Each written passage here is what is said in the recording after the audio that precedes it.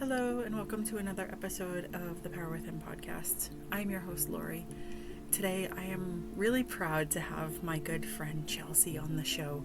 Chelsea is an incredible woman. She is driven and she is very successful, and she really embraces life. She loves to get out there and travel and explore the world and all of the wonderful things in it, and embrace different cultures.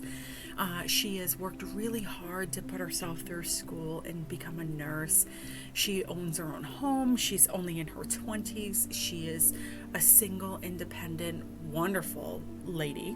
So I am so proud that she would come on the show and talk to me and share this conversation with you guys on all the things that she, really enjoys about life and doing. And she's working really, really hard on her health and her fitness and getting herself where she wants to be. And so we have a great conversation around that and on weight and, not obsessing over scales and just embracing that, losing the weight and being proud of what you're doing. So I'm so excited to have her on. I'm so excited to share this with you guys, and I really hope that you enjoy this conversation. All right, here we go. Hey Chelsea, welcome to the show. I'm so excited to have you on and so blessed to have you on today. You're such a wonderful person, and I'm so thankful you came in. Hello, thank you. I wanted to have you on the podcast because you are someone who has inspired me for a long time. You're very driven. You are 27 years old and you are a nurse. You own your own home. You travel. You take care of yourself. Like you really inspire me every day with all the things that you do. So I want to talk a little bit about nursing and how you got into wanting to be a nurse. So can you share a little bit of the backstory? What was your passion of wanting to be a nurse? Honestly, I feel like, for the most part, for most of my life, I've wanted to be a nurse. There was a short period when I was growing up that I wanted to be a teacher, and I went all out and even got like the little, those overhead projectors that you could write on, and I was all about it. But for the most part, I was all about nursing. And I think it really started in 2006, when my grandma was in the nursing home, and it was kind of her final days. And so, I don't know, I just saw the nurses around there, and it wasn't, I think that was just what clicked. I was like, oh, look at all these people, they're just taking care, what's the word, selflessly taking care of these people. They're just coming here and taking care of other people's families, spending more than half of their day with someone else's family, taking care of them, and they're so kind, and just at the time you're just seeing the outside of it. But I was like, wow, in that moment I was like, I want to be a nurse. And then as I started learning more about it, I was like, there are so many areas that I could go into, and that made me want to do it even more because it was so versatile. It wasn't just being on the floor in a hospital. And especially now post COVID, there's so many things that you can do that's not just in the hospital. Yeah, and with you were like, I want to do this, and you worked really hard. I remember you used to be up really late at night working hard to get those papers done, get everything done, and then you would always be like, oh, I'm going to volunteer when they would do stuff, when they'd need people to come in and do surgeries and things like that. So when you just talked about how there's so many different things that nurses can do, can you talk a little bit about that and some of the things that you've been able to do? Mm-hmm. So in nursing school, we would do the basic things. We would go to work on a floor. So there's your regular med-surg floor, which is just people who come in and who are sick with pneumonia, and maybe they're post-surgery, post-elective surgery, things like that. Now would be COVID, but there's also ICU, which is just more intensive, obviously intensive care ICU, for more patients that are a lot more sick, septic, and things like that. Then you move on to your there's psych floors, there's pediatric floors, there's women and children's, which is not just for labor and delivery, but it can involve patients who are under a certain age that just need to be taken care of a little bit differently, and then have different access to things that a normal floor wouldn't have. There's surgery, There's recovery, which is your PACU. There's same day surgery or pre-op, which is where they get you ready for surgery. And if you're going home that day after recovery, you'll go back to those nurses. There's, there's so many things. There's your home health nurses who go into the home if you're like sick, but you're maybe not so sick that you're still able to take care of yourself to an extent. But you can have a nurse come in maybe some of the day to give you your medicine, check on you, just make sure maybe your meals are ready, just little things that you're just not quite able to get to. There's actual nursing home where you're in a facility. There's rehabilitation nurses. Now post-COVID, one of my friends actually works for a place, which is like, it's giving family members access to help take care of their loved ones at home. So instead of having a nurse come in and take care of the patients, they help the family members like get the tools and the education and all that to be able to take care of their own family at home instead of having someone else come in. So that, I mean, that's just like the tip of the iceberg of like all things nurses can do. There's flight nurses for like transporting and stuff. And that requires a lot more education. I think like so many years of ICU and then another training. But I know there's so many more things, and we could probably talk about it forever, but that's just like the tip of some things that nurses can do. And I've experienced in school just some of the floor nursing, which is not everyone has their own thing. And I learned in school, I did not want to do floor nursing right away. And I just really liked surgery, and that's what I was drawn to. And I did love, the experiences that we got to do out in the community when we went on trips. But for the most part, it's always been surgery, and that's where I've been since I graduated. That's awesome. That is really, really cool. Yeah. And you had talked about wanting to do like traveling nurses. Now you're big into like travel things. Yeah. So I'll kind of shift into that right now. You've actually done a lot of traveling, and you have gone to Paris and London, all over the US. You've done multiple conventions. You've gone to Belize, Costa Rica. And I wanted to ask you a little bit about the benefits that you find of traveling to different places. And I know that you went to Costa Rica, and that was part of a program that you did for school. And can you share a little bit about that? Yeah. So Costa Rica was probably my first big, right after high school, I went to Canada, and I just had got like a card, not even the book, and just to get us there because we drove. So that was like my first time out of the country, but my real first time flying out of the country was Costa Rica for college. And it wasn't even part of nursing. It was just the Spanish class that was taught in English, and it was more of the culture and really focused on the environment. And we learned all about it. It was taught by a professor who had actually lived there for quite a few years and then had gone back and forth. But we focused. It was like a 9-day trip, and we went all around Costa Rica. We kind of just went all around the coast, and we learned about the ecosystem. That was what it was focused on: the animals, rainforest, cloud forest, and we got to plant a tree. I remember that one time.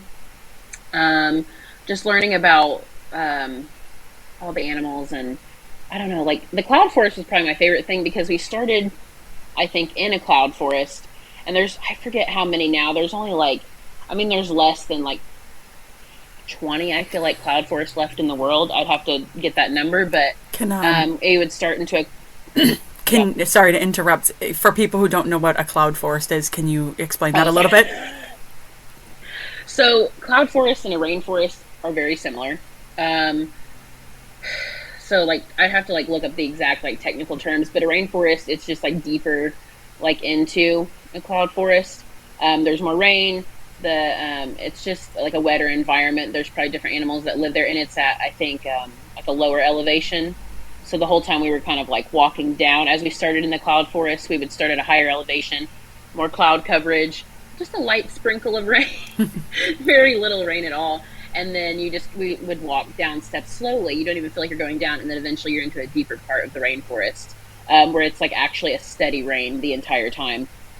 It was just such a crazy experience to be in that and to see that change in like altitude and just the weather that happens there, and the kind of like plants and animals that you see in such, it's the trees, like unreal. Like it's just, you can't even compare like the size of these trees. It was just a cool experience, and just getting to see like, I was real. I mean, I'm still big into the environment, but at that time I was so like into it and wanting to know more as much as I could, and getting to experience that like for 9 days and see all the different types of climates that are in Costa Rica. It was amazing.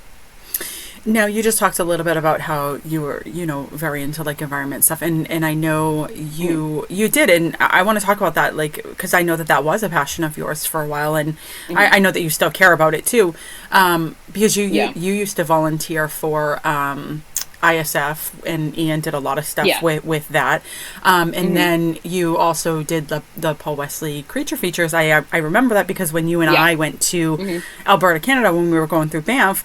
Yes. They have those, so to make it safer for the animals across the highway, there's those covered bridges, and they're all covered in beautiful, like moss and plants and trees, so that the animals can cross safely. And you were like, I got to get a picture of that because I want to use that for the creature feature. So, so for like all those type of things, how did you get into wanting to learn more about animals and the environment, and do like your trip for Costa Rica to learn more? Is that something you always wanted to do when you were younger, or is that just something you were like, this is really cool, I want to learn more about this? I mean, I just always loved animals. And as I like got older, I started to learn about the treatment of how some animals are, and like some governments, and how things, what are happening to some animals. And so I think I just became more interested in it. I wasn't something I was always like, oh yeah, like this is like, but I think it was just something that I like grew into, and just grew like more like curious about, like wanting to know more, wanting to experience more. And then animals are always my passion, like still to this day. Like I'll rescue any animal if I could, but my mom would kill me. But the environment though, I think I've just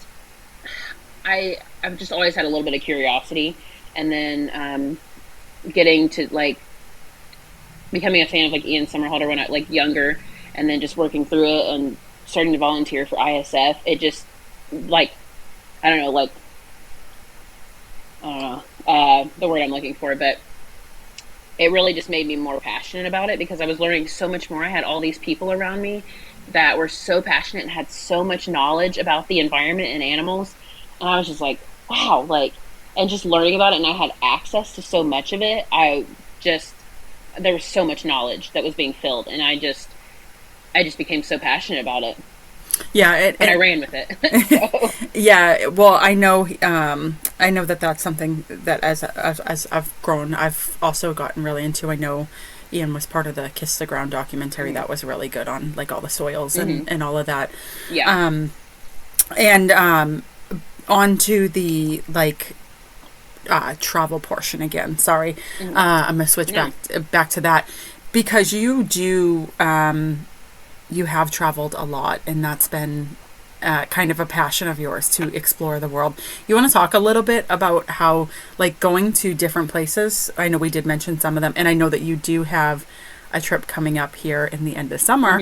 I know now you have to plan a little bit more when you want to take trips because of all the circumstances, but before you used to be like, oh, I'm going to go to Disney this weekend and be gone. So can you talk about how like you find for your life that traveling and being in different cultures, or even traveling within the US and not maybe being in different cultures, but how that has benefited you, and what benefits you find that you get out of life by exploring new places?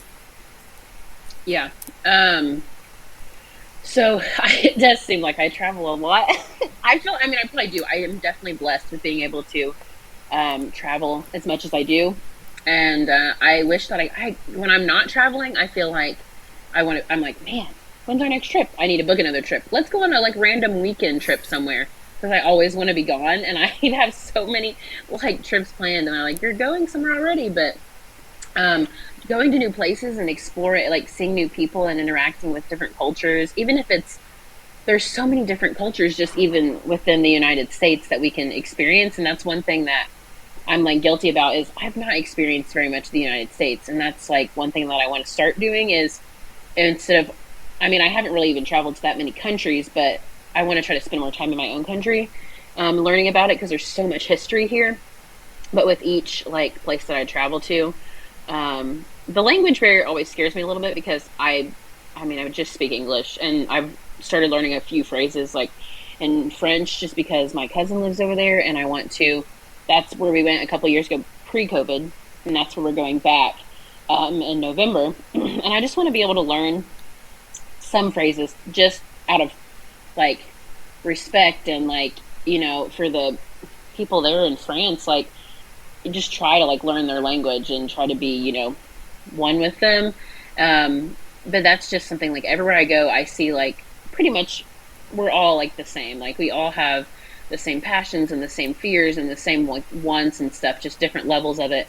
And getting to see like just these different people experiencing the same things that we go through every day, but in a completely different way, is just like really like warms your heart, because you're just kind of like, even when you feel like you're so little in this like big world, it's just we're all one. And it's, I don't know, it just getting to see that like in a different country. I don't really know how to describe it, but every time I've gone to a different country, I always take something away, and I always feel a little sad to leave, because just like when I went to when I went to Belize, it was more nursing focused, but we got to see like these kids, you know, in these like schools and stuff, and they're like it's a completely different atmosphere than what we're used to in our elementaries, but they're learning and they're having fun. They don't know anything different, but being able to take away like we should be grateful for what we have, because some people don't have what we have, but they don't know any different, and they're taking away exactly what we would take away from our experience, if not more, and they're like respecting it so much more. And it just teaches you to like have so much respect and be grateful for what you have in every situation. Like even if it was just like going to Canada or going to France like on pleasure rather than like part of school, it's always taught me something about appreciation for a different area or a different person. I love that, actually, what you just said, because, you know, so much of the time everyone is chasing like, oh, these people live this type of life. And especially, I think, you know, I think it's way more prevalent now with social media, because you do see everyone's highlight reels. But I remember, you know, being younger before social media was prevalent, and you found joy because you didn't know what everybody else had. And where you just said that, like when you went to Belize and the kids didn't have much, but they were having so much fun. When you really stay present and stay in those moments and go, well, you know, the material things don't matter in life, because they really don't. You know what? Everything can be replaced in life except for time. That's it. Yeah. And, you know, so I love that you said that. That's actually one of my favorite things that I've heard you say is talking about that, because so many times we're not grateful for the things that we do have and for the small things. And I think that to hear you say it's that little appreciation of watching the kids and seeing how little they had, but how happy they were, that's great. And I think something that we could all benefit with in our own lives.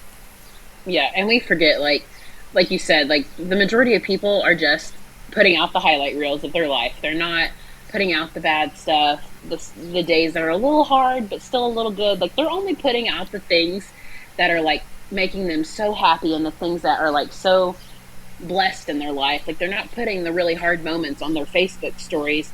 And I'm guilty of this. Like, I mean, I put things out there because I want to put things out there, and I do it because I like to. But then my bad habit is I like, once I post a story, and I don't know why I do. I don't like really know why I do this. I don't really know why I care, but then I like scroll up, I'm like, oh, who saw my story? Like, why do I care? Because I clearly posted this because I wanted to, and I wanted people to see like this awesome thing that I want to share. But then I'm like, well, who saw it? Like, why do I care? Like, I've got to get used to like not caring about that. So we're all guilty of that, but it's just like one big highlight reel that we have got to stop doing. Yeah, you know, Chad and I were talking about this when he came on too, about the, you know, about social media and this type of stuff. And he essentially said, I think I'll kind of wrap it up. He was like, you know, what's the trade-off? Am I going to, lose time with my kids, my family, living my life to be on social media? And he's like, I won't do that. I think that was kind of the gist of what he said. And even for me, like I used to, actually we all used to, be online 24/7 posting everything. And now I'm like, I'll go on and I'll post like, my hiking or my gardening or like things. I typically try to find now that I'll use social media for things that I think could maybe serve and support people better versus, oh, look at what I'm doing, although it is fun to share, some of the exciting things in life with people as well, and you definitely should do that. It's just be aware of why you're doing it yourself rather than, like more of a, this is an exciting moment for me in my life versus, I want to put this out here so that everyone can see what I did type of thing, Exactly. Yeah. Yeah. That's great. I love that you talked about that. Something else that I'd love to talk to you about is, health and fitness. Now, I know that this is something that you have taken a, big initiative to work on in the past year or two, and you've done great. You've lost a lot of weight. Can you share a little bit about your journey, why you wanted to start working on being healthier, eating healthier, and how has it made you feel since you started that? So I think I've always I've always struggled with my weight. I've always wanted to at least for as long as I can remember, I've always been trying to lose some type of weight, and I used to think, and I feel like this can happen with a lot of us, like, oh, I was so big back then, and then you look now and you're like, no, you weren't really, but that's just that mindset, or maybe how culture has told us okay, this is not the normal or whatever, but it really was. So I think I've always just struggled with I need to lose a little bit, or I'd like to lose 10 pounds here and there, whatever. And I think when it really started was maybe a year and a half ago. All these trend diets, I've tried them all. I tried keto, I tried, this, that, I even did vegetarian for a while. And the vegetarian was more not for weight, it was just to see if I could do it and to help the environment. And so did that for a year and a half. But I think it really the weight focused and just trying to, not even so much weight, it was weight to begin with, and now it's become more of a just feeling healthier and not so much about the dropping the pounds, but just being a healthier me. That started a year and a half ago, and it really just started with another fad diet, whatever this, and then I was like, this isn't working, and one of my friends was like, well, let's try Weight Watchers. And I was like, okay, and I didn't want to pay for it, but we had a free so many things, so I was like, well, I'll try it. And then you only have to pay for certain months after that, and it's not that much. I'll just give it a shot. What's the harm? And this is the first one that I had actually really committed to and paid money. And I thought, well, if I commit myself in this way, then maybe I'll be more focused to actually write things down and actually follow through, because I'm being tracked and I'm paying for this. So why would I want to waste my money? And so I really just started out with no exercise, just focusing on their plans and what I put into my body. And I dropped almost half of my weight just in the first 6 months, just the total of what I've, not half my weight, but the total of what I've lost in the past year just by what I've put into my body. It's 80% of what you put into your body and 20% exercise. And I do believe that. I didn't at first. I'm like, oh, come on, really? No, it really is what you put into your body. And I can attest to that. For the first 6 months, half of it was gone pretty fast, just from really watching the amounts and the types of foods. And then I started adding in a little bit of walking, a little bit of exercise, and then I got pretty serious, and I was going to the gym 3 to 5 days a week, and just really trying to get serious about weightlifting and things like that. And it just started to drop a little bit more, and that's slowed down since then. It's been a year and a couple months, and I've lost 40 pounds, which to me, when I say that sometimes, I'm like, oh, that doesn't seem like a lot. But then I watch these videos of these people with those fat gel things that say, oh, this is 5 pounds. It's a lot. That's a lot of weight. And even 5 to 10 pounds, that's a lot. And no matter what, you should feel proud of how much you've lost, because if you look at it in a physical form, it's a lot. And so I have to keep thinking about that, because it has slowed down and I've gotten a little lax with it. But it's really just like, that's what got me started. And then it was about the weight, like I said, but now it's just become, when I got in the gym and I started doing more like uniformed things with one of my friends who used to be a trainer, I started feeling like stronger and healthier when I would do like squats with the bar. And I'm like, wow, like I'm like squatting this weight. And then afterward you'd be so sore. But then like a week later, you're like, I feel so strong. And her like husband was saying the same thing. Like, you can't come into the gym with the mindset of, oh, I want to get rid of my chicken wing. Because if you're focused on, if you don't know what that is, it's the skin under your arm where your bicep is. But I wouldn't, that was like one thing I was like, oh, I just want to get rid of this. This is like my insecurity. And he's like, no, like you can't come into the gym with that mindset of, oh, I want to get rid of this. Because that's like a very long-term goal and it'll happen eventually. But like when you come in with that mindset of, I want to get rid of this, or I want a smaller waist, or I want to get rid of my double chin, or I want to do this, these longer term goals, and you come into the gym and you don't see those results right away, because we're creatures of, like, you know, we're creatures of habit. We want to see instant results. It's not going to happen. And so you're not seeing those results, and then you're going to get defeated, and then you're going to give up, and then there's that vicious cycle again. But he goes, if you come into the gym saying, this week I want to lift this weight, or this week I want to go a quarter of a mile more, or this way I want to, you know, do one more set of this, or one more rep of this, and you just come in with the mindset of, I want to be a little bit stronger and a little bit healthier, you're going to feel that, and then that's going to give you the motivation to keep coming back, because you just want to have that feeling. And then eventually you'll get rid of your chicken wing, and eventually all these things. I've started noticing things like my legs look different, like I looked more toned in certain areas. I have a long way to go, but I've noticed some of those things. I'm like, I wasn't even trying to really work on that. I felt healthier and stronger, and I kept working on that, and those things came eventually. And that motivated me so much to like, and people obviously telling you like, oh, you look so good, like, wow, like, I'm like, well, I haven't really dropped any, but like, I think that I've lost inches, and it's just like those little things. And it really is, it's just about like your long-term goals, like feeling stronger and healthier, and those other things will come. Yeah, and I loved how you talked about like where he said, you know, do short term because people will quit if they go in. And I know that was something when I first started working out years ago. I'd be like, I want to be skinny. And then I would go to the gym and I would work, and I'd work so hard. And I wouldn't get those results, and I'd quit. And I've learned now like the different phases to go through. And one of the things that I think is so important is so many people go, I want to lose this amount of weight.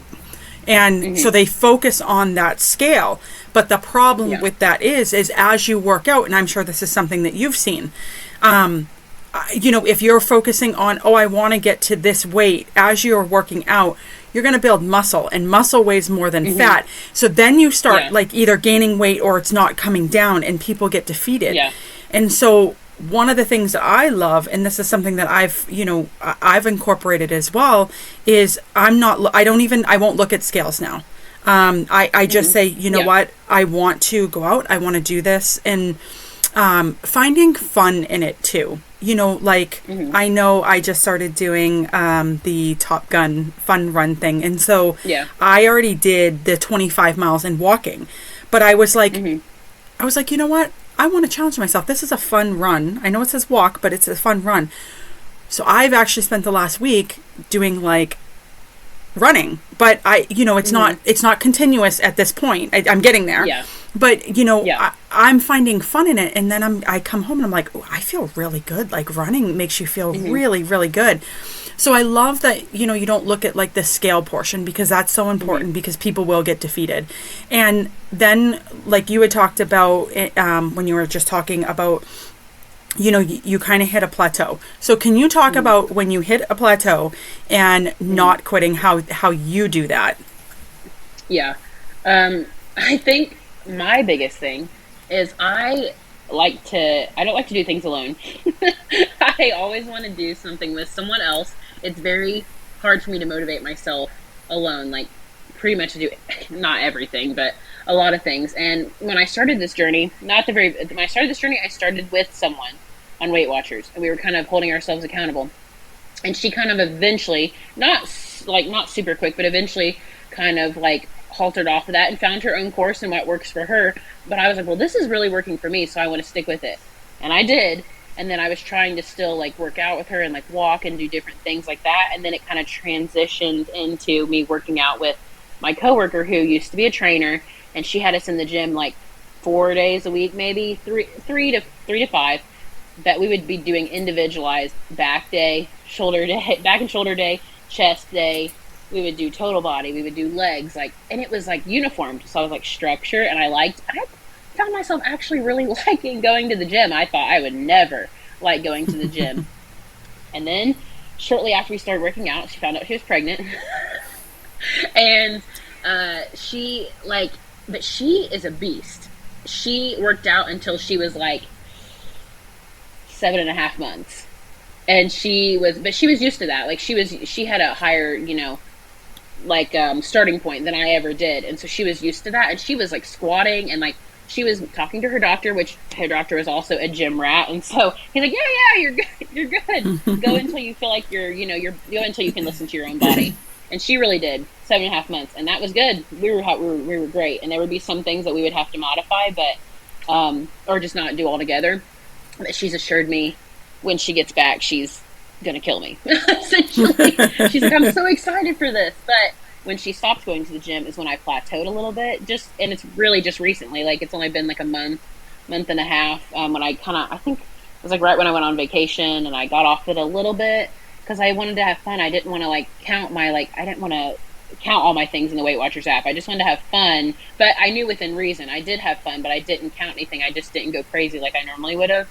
But that's kind of when I started plateauing, and then I got back, and the weather got warmer, and we wanted to be outside. We didn't want to be in the sweaty, hot, humid gym.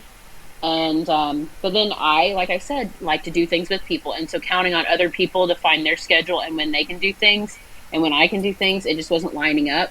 And so I was like, so now I just wouldn't go, or I would do something else, but it wouldn't be as good as it was. And that was my problem, and it still is. Like, I'm still trying to find what works for me to get back on track while she just had her baby. And so like literally last night, and so she will be gone for a while, but it's just me trying to do something fun to make it fun, because I'm not going to be like, when she gets back, we'll be in the gym again, and we're going to be more focused. And I'm so excited, which I still can't believe I'm so excited to get into the gym.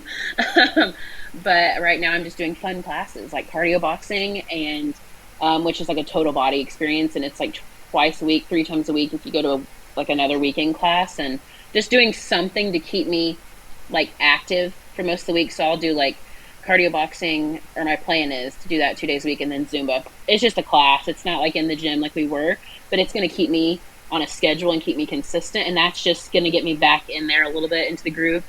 And it goes hand in hand. Like, if you're working out, which you don't have to always work out, but if you're working out, it makes you want to eat better. And if you eat better, it makes you want to work out. So they just kind of go back and forth. And I'm trying to get back on that track of like, okay, now I'm working out, now I need to work on my food, and I'm working on my food, now I need to get doing something active. So it's still work in progress, and I think it will be for most of the summer, because we just want to be like, the summer I thought would be better for me because I want to be outside more, which I do, but I'm not wanting to be as consistent with my classes and my like gym time. So it's just finding what's fun and what works for me to keep me on track a little bit.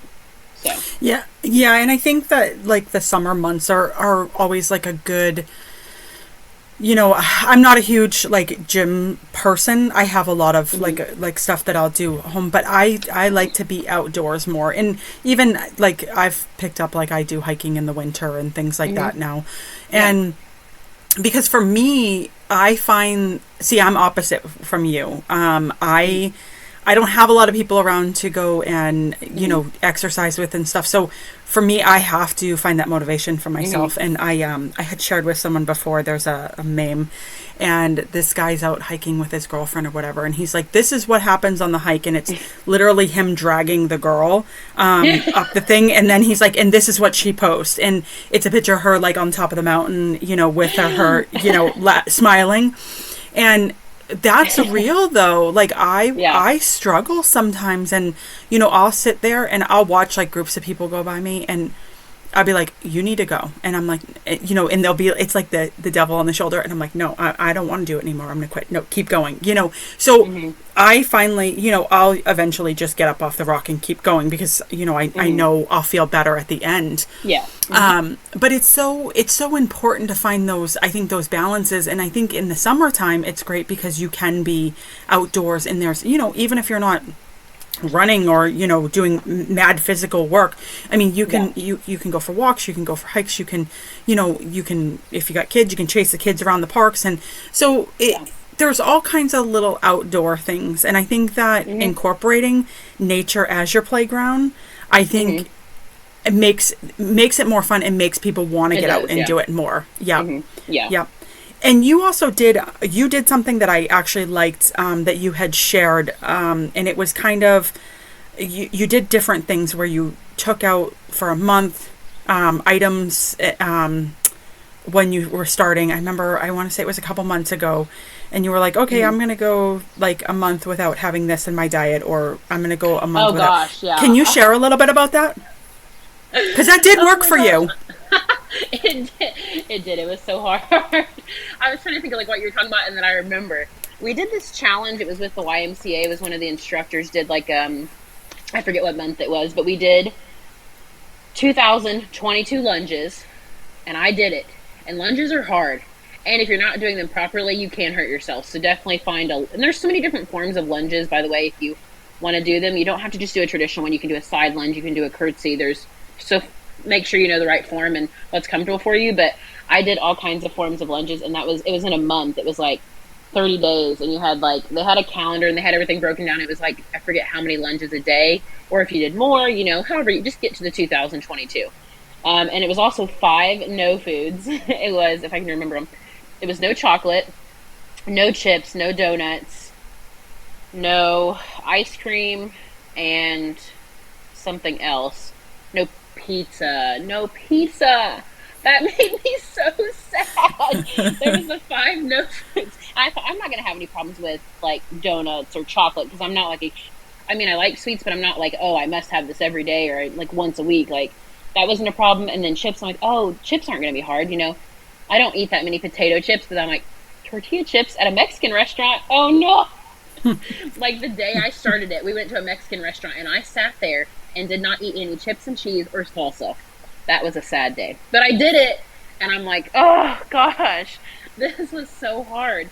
And then the pizza, I think, was the hardest. But I did that, and I only did it for a month, and it really, the biggest thing that it showed me was how much of, you don't think that you eat these many of these things, because maybe you're just eating a little bit of them, like, multiple times a week, or, you know, whatever. It showed me how much you actually eat of these like foods. You're like, no, I'm not gonna have a problem with this. No, like tortilla chips, like that's a chip.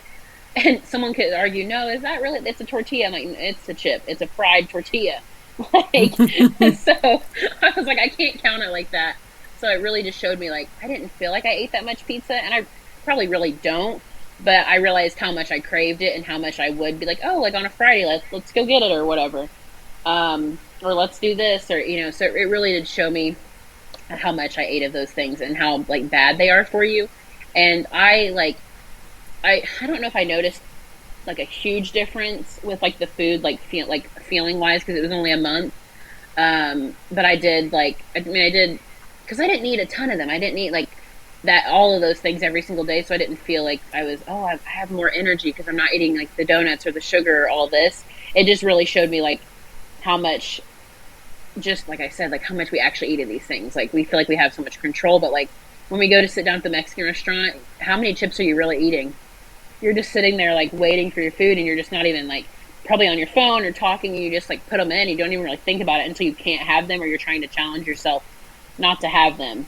So it was like a hard month, but because we do a lot of like pitch-ins at work, or we have like reps bring us food, and I'm like pizza and chips, I'm like, why? But it was okay. It just made me think more like, okay, what could I eat in replace of this that would still give me like a full meal, or, you know, something different, like a nice little side instead of this, you know, with a burrito instead of chips and salsa. What could I have instead? Or maybe I don't even need that. Maybe just eat the burrito and see how you feel. Like, you don't need the chips. Like, that's really going to fill you up, and it's not like a good form of any kind of like form of protein or any kind of, you know, good food to put in you if that's all you're putting in for the meal. So it's hard, but, and at the end of the month though, I did have pizza. I was like, I waited a whole extra week because we had planned like a pizza party at one of our doctor's houses. And I was like, pizza party. I was so excited. I waited a whole extra week and I had some pizza. But you know what? Good. That's important though to do, because a lot of people, what ends up happening, and I know that this was something that happened to me too. Like when I first started like trying to lose weight, I would have like a yogurt for breakfast.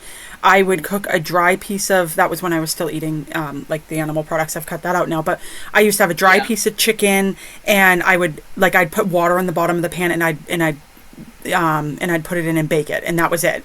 So I would have all these things. So, but I was like, all I could think about was, I want pizza.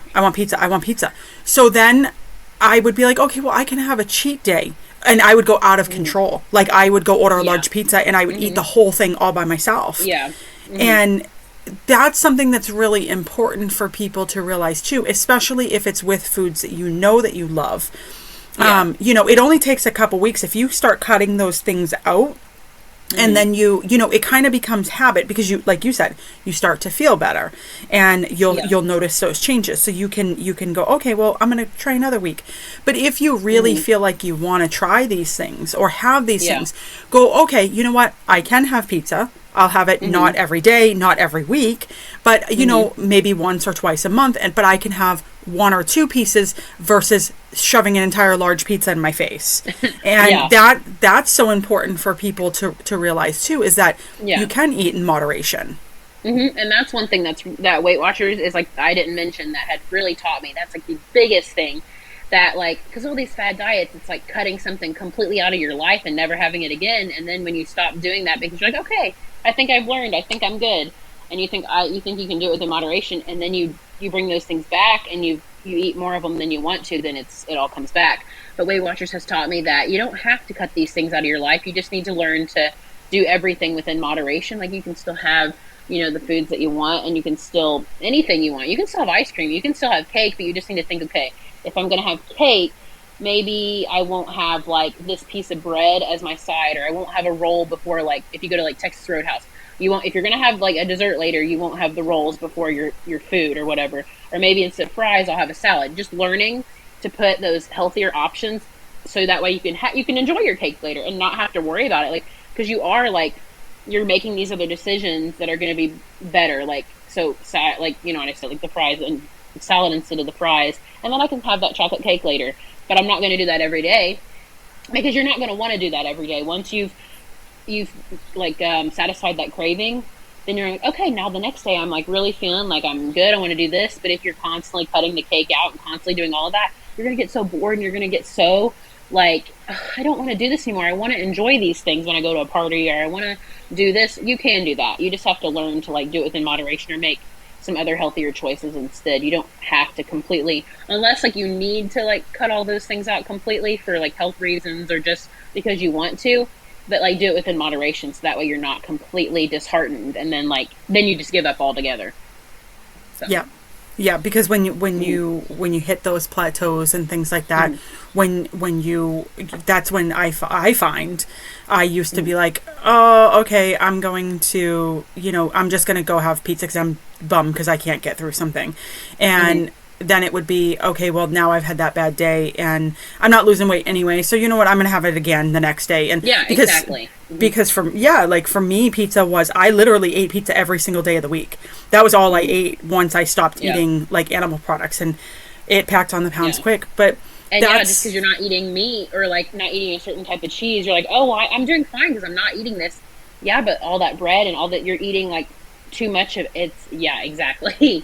Yeah, it puts it on too much, and that's like, it's so important for that, you know, that moderation to be incorporated in there, and to you know, indulge and allow yourself to have things. And I love that. Now, you know, it's funny because I'll have people who ask me different questions about different things, because I'll share a lot. And you have to understand where people are in their journey, though. You can't just Mm-hmm. go, oh, okay, you know what, I've been doing this for 5 years, and then try and give people 5-year advice, because it doesn't work. You have to, Yeah. you know, if people are in the beginning, you have to understand Mm-hmm. that and say, hey, try this, do this. And Yeah. so I think it's so important for people to realize where they are in their journey, and to, like when you were talking in the beginning, going, oh, well, I didn't realize, you know, 40 pounds doesn't seem like a lot. That's a lot. You know, and it is, and we'll look at it and go, oh, I look at a picture of myself from a year or so ago, Oh, and yes.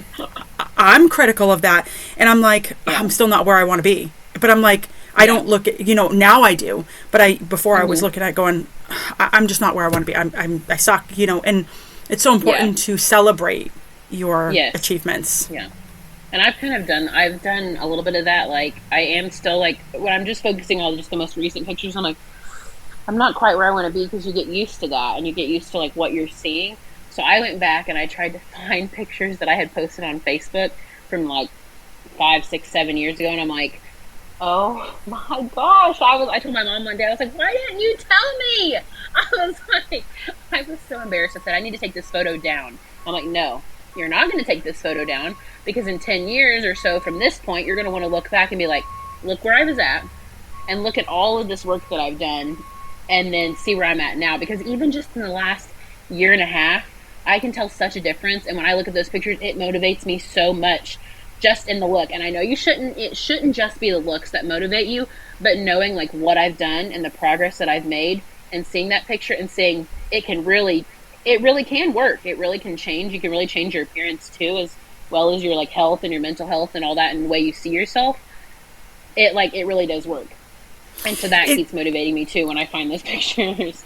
And it does. Like, I think, like, you don't focus on it's not that you're focusing on the weight. It's how you feel. And what I do, there's a photo of me, and I'm very critical of it. And I was a few 100 pounds, and I look at it and I'll be like, you know, I used to say really awful things about myself when I'd look at it. And now I don't, because what I do is I look at it and go, hey, look at how unhappy you were there. Like, you know, you weren't happy with yourself. You weren't happy with your looks. You weren't happy with how you felt.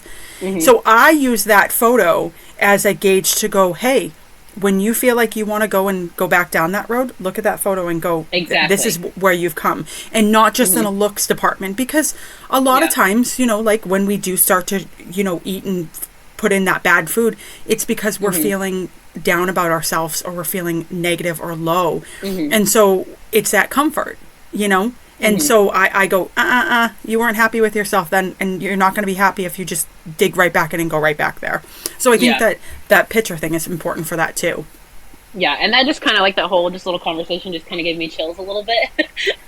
Because it's so, like, and that's, like, so motivating, and, like, it makes me, like, it keeps me wanting to keep going, like, it is. And, like, kind of off topic here, but I wanted to say this earlier, I didn't interrupt, but that's what I admire so much about you, is that you don't need, like, other people to motivate you to go out and go hiking, or, like, whatever. Because if I wanted to go hiking, which I haven't really ever hiked, I'd be like, I gotta go with somebody, definitely, which I probably would want to on my first try, but especially doing the hikes that you do. I'm like, sometimes I'm like, she's gonna go do this in the winter, what? And I'm like, don't die. I'm like, put your location on it. So I'm like, I'm so, like, motivated, and, like, I love that you just go out on your own. Like, you'll go do anything on your own. You don't need someone else to, like, go with you. And I'm like, gosh, I need to be more like that. Like, just don't wait on other people to enjoy life. Like, life is so short. You cannot wait to do things that you want to do and that you love by waiting on someone else. And you don't. And I love that. So. Yeah, because you end up missing out on life when you do that. And that's what I found, is I was like, oh, I'm going to wait for this person to do that. And then I was like, I'm waiting. And I'm like, 10 years have gone by, and now I haven't done anything. And, you know, like, I actually just, that's something that I did. I have my birthday's coming up, and I've been wanting to do a hot air balloon ride for a long time, but I was always like, I want to wait until I can do a romantic hot air balloon. And so I found a place, and I'm like, wait, hold on. We're not doing a romantic one. I'm going to do it myself. And if that happens down the line, great. So I just booked it's a sunrise. It's a 3-hour sunrise hot air balloon ride that I'm doing on the morning of my birthday. So I have to be there at 4:00 in the morning. So, oh my gosh, that would be so awesome. That would be awesome. 4:00. I'll get up at 3:00 to do. That would be awesome. Yeah, but that's the thing, like, you don't want to wait for everybody else, because if you wait if you're always waiting for other people in your life, you're never going to get to explore it. And that's, like, I used to be like, oh, I want to go hiking. Anyone want to come with me? No. And then it's it. And I'd be like, okay, well, I'm not going to do it. And now I'm like, nope, if I want to go somewhere, you know what, like, I'll be like, oh, you know what, I'm planning, like, national parks and things like that I want to go see. And if there's trips that come up, I'm like, I'm going. People are like, you're going to go by yourself? I'm like, yeah, I don't care. Yeah. That's one thing that I want, like I said, I want to experience more, like, national parks and do all of that. Like, there's so much in our own country that we can experience in our own backyard. Like, we got to do it. Like, do it while you can. Yeah. Yep. Absolutely. Well, I'm so thankful for you coming on and having this conversation. I've had a lot of fun. Absolutely. Thank you for being here. I did too. I had so much fun. I'm glad we got to do this. Yeah, me too. And I'm glad that we'll get to see each other this year. So yes, 4 months. We only have 4 months. Yes, it'll be fun. It's going to be fun. Well, thank you so much, Chelsea. Yeah, no problem. Thank you guys so much for tuning in. I hope that you enjoyed that conversation. She's a lot of fun, and I really enjoy her. I'm so glad we got to become friends all years and years ago. I met her through social media, and then we met each other at conventions, and now a group of us, we meet up, and we have a great friendship. We have a great relationship with each other, and it's so much fun to be able to have people who are surrounding me that inspire me, even if they're not local. And when we meet up, it's so special. So I'm so glad that I got to share a conversation with her, with you guys, so that you all could hear some great things and maybe be inspired to try some new stuff like she has, and just get out there and travel and enjoy life. That's really important, especially now. Life goes by so quick. Get out there and really enjoy it and embrace it and have fun. I did add Chelsea's songs to the podcast playlist, like I do for each of my guests, and I'll put all the information in the show notes as normal. My podcast episodes are coming in a little bit slower than initial, because I am taking a little bit of time for myself. I took some time off of work, and so I'm trying to really enjoy some time for myself and doing the things that I like to do while putting out these. So I know it's starting to get a little bit farther in between in the summer, and that's just because I'm enjoying myself and life. But I am working on getting some more great guests for you guys to enjoy, and I hope that everyone's doing great and enjoying summer, staying cool. I know it has been so hot here, but yeah, thank you for tuning in, and have the best week. Thank you.